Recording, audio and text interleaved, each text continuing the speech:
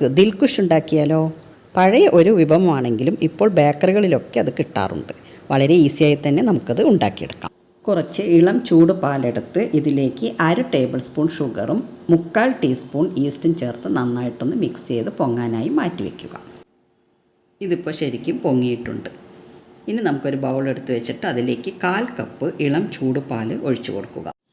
ഇതിലേക്ക് പൊങ്ങി വന്ന east, 1 table spoon sunflower oil, 1 നുള്ളു ഉപ്പ് എന്നിവ ചേർത്ത് നന്നായിട്ട് മിക്സ് ചെയ്യുക. പഴയ ഈസ്റ്റ് ആണെങ്കിൽ അത് ഒരിക്കലും ഉപയോഗിക്കരുത്. ഈസ്റ്റ് പൊങ്ങി വന്നാൽ മാത്രമേ മാവും പൊങ്ങി വരികയുള്ളൂ. ഇനി ഇതിലേക്ക് 3/4 കപ്പ് മൈദയിട്ട് ഇത് നന്നായിട്ടൊന്ന് കുഴച്ചെടുക്കുക. കുറച്ച് ഒട്ടിപ്പിടിക്കുന്ന പരുവത്തിലാണ് ഇതിരിക്കുന്നത്, അങ്ങനെ തന്നെ വേണം. ഇത് കുറച്ച് നേരം കുഴച്ച് കഴിയുമ്പോൾ ഇത് ശരിക്കും നന്നായിട്ട് കട്ടിയായി വരുന്നതാണ്. ഇതൊരു 10 മിനിറ്റെങ്കിലും ശരിക്കും കുഴച്ചെടുക്കണം, എന്നാലേ ഇതിൻ്റെ ഒട്ടൽ പരുവമൊക്കെ മാറിക്കിട്ടുള്ളൂ. ഈ ഉണ്ടാക്കണതിൽ ഏറ്റവും ബുദ്ധിമുട്ടായിട്ട് കുറച്ചെങ്കിലും ബുദ്ധിമുട്ട് തോന്നിയിട്ടുള്ളൊരു കാര്യം ഇത് മാത്രമാണ്. ബാക്കിയൊക്കെ വളരെ ഈസി. ഇനി ഇതിന് മുകളിൽ കുറച്ച് എണ്ണ തടവി കൊടുത്തിട്ട് ഇതൊരു റെസ്റ്റ് ചെയ്യാനായിട്ട് 2 മണിക്കൂർ വയ്ക്കുക. ഒരു ടവല് നനച്ച് പിഴിഞ്ഞെടുത്തിട്ട് ഇതിൻ്റെ മുകളിൽ ഇട്ട് കൊടുക്കുക. ഇത് പൊങ്ങി ഇതിൻ്റെ ഡബിൾ സൈസ് ആവണം. അതിന് ചിലപ്പോൾ 1 മണിക്കൂറോ 2 മണിക്കൂറോ ഒക്കെ എടുക്കും. അതങ്ങനെ ഇരിക്കട്ടെ, നമുക്കിത്തിരി ഗാർഡനിലോട്ട് ഇറങ്ങാം. ഇന്നലെ നല്ല മഴയായിരുന്നു. മഴയത്ത് ഈ ചെടിയൊക്കെ അങ്ങോട്ട് ചാഞ്ഞു പോയി. ഇതിന് പറയുന്നത് ടൊറേനിയ എന്നാണ്. ഇവിടെ കാക്കപ്പൂ എന്നൊക്കെ പറയും. ഇത് കൊച്ചിൻ ഫ്ലവർ ഷോന് പോയപ്പോഴാണ് ഇതിൻ്റെ ഭംഗി ശരിക്കും മനസ്സിലായത്. ഇത് കുറേ എണ്ണിങ്ങനെ ഒരുമിച്ച് പല രൂപത്തിലായി വെച്ചിരുന്നു. നല്ല ഭംഗിയുണ്ടായിരുന്നു കാണാൻ. നമ്മളിത് ഒറ്റയ്ക്ക് വയ്ക്കുമ്പോൾ വലിയ ഭംഗിയൊന്നും തോന്നാറില്ല.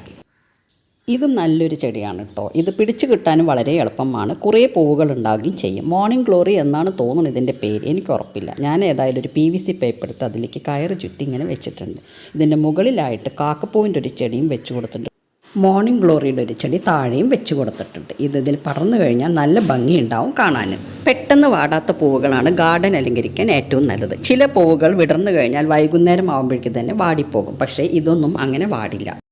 പുതിയതായിട്ടുണ്ടാക്കിയ ബേഡ് ഫീഡറാണ് ഇത്.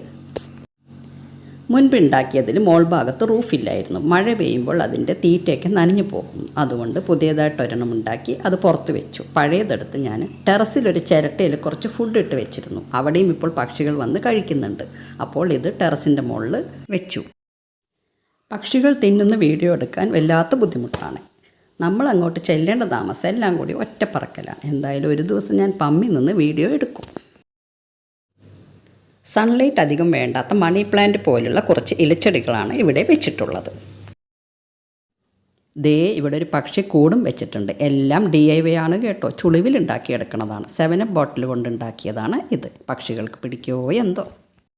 കോക്കനട്ട് ബൺ ഉണ്ടാക്കാനുള്ള മാവ് കുഴച്ച് വെച്ചിട്ടാണല്ലോ ഇങ്ങോട്ട് പോകുന്നത്. അതിപ്പോൾ പൊങ്ങിയിട്ടുണ്ടാവും. ഇനി നമുക്ക് അങ്ങോട്ട് ചെല്ലാം. അതിന് വേണ്ടിയിട്ടുള്ള ഫില്ലിങ്സ് റെഡിയാക്കാം. 1/2 കപ്പ് തേങ്ങ ചിരകിയത്, കുറച്ച് കാഷ്യൂനട്ട്, പിന്നെ കുറച്ച് കിസ്മസ്, 1/4 കപ്പ് ട്യൂട്ടി ഫ്രൂട്ടി, 2 ടീസ്പൂൺ പഞ്ചസാര, ഒരു പിഞ്ച് ഉപ്പ്, കുറച്ച് പഞ്ചസാര ഏലക്കയും കൂടി പൊടിച്ചത് ഒരു 1/4 ടീസ്പൂൺ. ഇതൊക്കെ ഇട്ടിട്ടൊന്ന് നന്നായിട്ട് മിക്സ് ചെയ്യുക. ഇതിലേക്ക് 1 ടീസ്പൂൺ നെയ്യ് കൂടി ചേർത്ത് കൊടുക്കണം. അപ്പോൾ നല്ല ടേസ്റ്റാണിത്. ഇതിൽ ചേർത്ത സാധനങ്ങളൊക്കെ എത്രയാണെന്ന് വെച്ചാൽ നിങ്ങളുടെ ഇഷ്ടം പോലെ എടുക്കാം കേട്ടോ. അതൊന്നും ഇത്തിരി കൂടിപ്പോയാലും കുറഞ്ഞു പോയാലും ഒന്നും യാതൊരു കുഴപ്പവുമില്ല. ഇനി നമുക്ക് മാവ് ഒന്ന് തുറന്ന് നോക്കാം. ഇതിപ്പോൾ നന്നായിട്ട് പൊങ്ങിയിട്ടുണ്ട്. ഇതിനി ചെറുതായിട്ടൊന്ന് കുഴച്ചെടുത്തിട്ട് ചപ്പാത്തി പരത്തുന്ന പലകയിൽ വെച്ചിട്ട് പരത്തിയെടുക്കണം. കുറച്ച് മൈദപ്പൊടിയിട്ട് നമുക്കിതൊന്ന് പരത്തിയെടുക്കാം. ഇത് കുറച്ച് കട്ടിയായിട്ട് തന്നെ പരത്തണം. ഒരുപാട് കട്ടി കുറവായി പരത്തരുത്. ഇനി ഇത് പരത്തിയതിന് ശേഷം ഇതിൻ്റെ മുകളിലേക്കായി നമ്മൾ ഉണ്ടാക്കി വെച്ചിട്ടുള്ള ഫില്ലിങ് വെച്ചിട്ട് ഇതുപോലൊന്ന് ചുരുട്ടിയെടുക്കുക. എന്നിട്ട് ഇതൊരു ബോളാക്കി എടുക്കുക.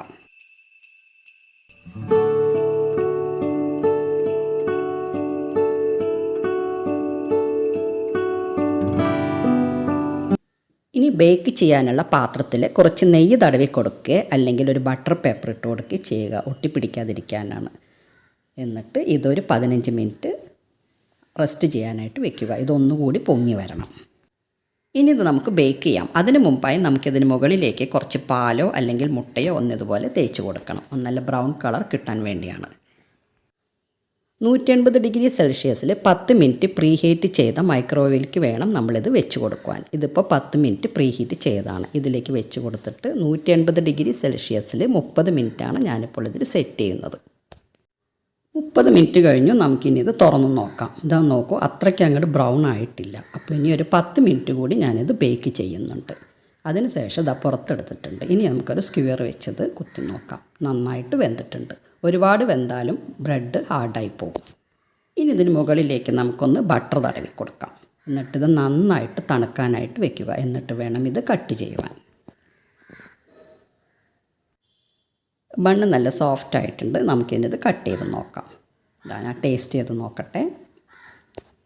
ടേസ്റ്റ് ചെയ്ത് നോക്കിയപ്പോൾ അത്രയ്ക്ക് അങ്ങോട്ട് സൂപ്പർ എന്ന് പറയാനില്ല. കുറച്ചുകൂടി ഫില്ലിങ്ങും കുറച്ചുകൂടി മധുരവും ചേർക്കണമായിരുന്നു. എന്നാൽ സംഗതി സൂപ്പർ. പക്ഷേ ഫില്ലിങ് കൂടുതൽ വെച്ചാൽ ചിലപ്പോൾ ഇത് നമുക്ക് മടക്കാൻ ബുദ്ധിമുട്ട് തോന്നും. അതെനിക്കറിയില്ല. ഇനി ചെയ്ത് നോക്കുമ്പോൾ പരീക്ഷിക്കാം.